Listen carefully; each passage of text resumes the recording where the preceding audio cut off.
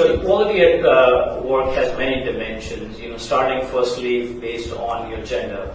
Are you a male or female, and are you getting the equal opportunity to access the, your progress, your growth, and so on. Second is based on your caste or your religion, or even to some extent where you come from. So I think equality is a multi-dimensional attribute in my mind, and at work it really means that you have access to the same opportunity, to same potential and same growth like anybody from any part of a different religion or a different gender or a different caste or anything different.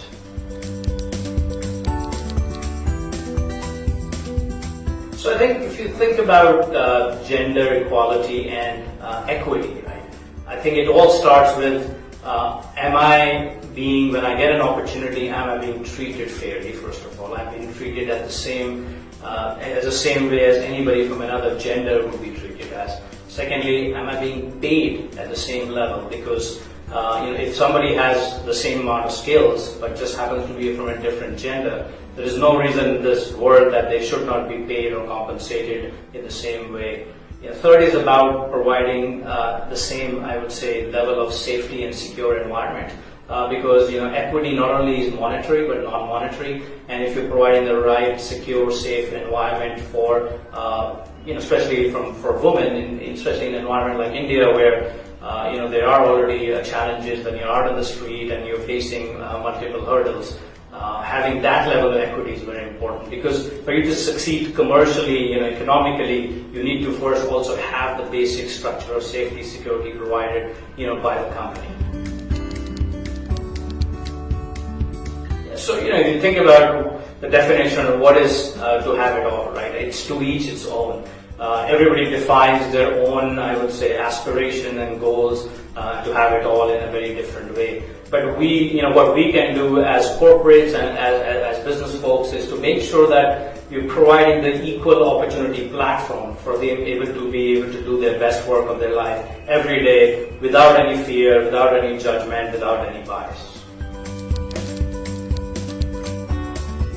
So if you think about, when I think about this question, I can think about, your mom or your wife or your friends, who are from the other gender, and one thing which jumps out to you is the ability to multitask.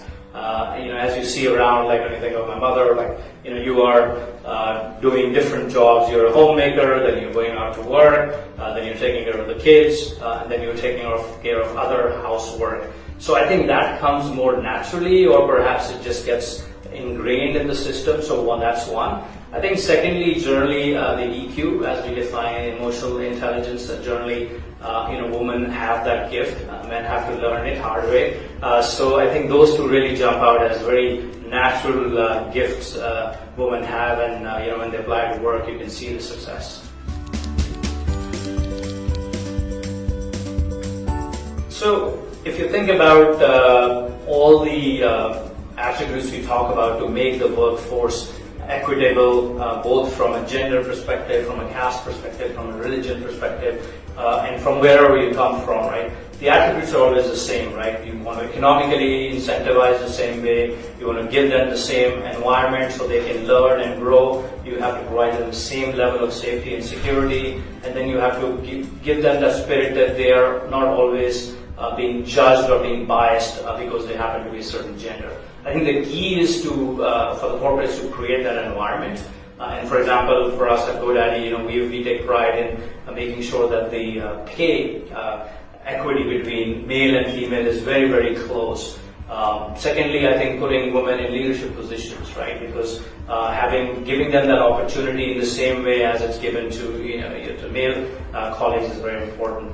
And then thirdly is about health and wellness. As you think about the role of a woman in today's society, she's having multiple hats. She's a homemaker, she's raising the kids, she's doing the work, and sometimes she has to take a leave from the work to go, especially maternity leave or coming back. So how do companies really create that environment which accepts them back, helps them grow and actually thrive to their highest potential?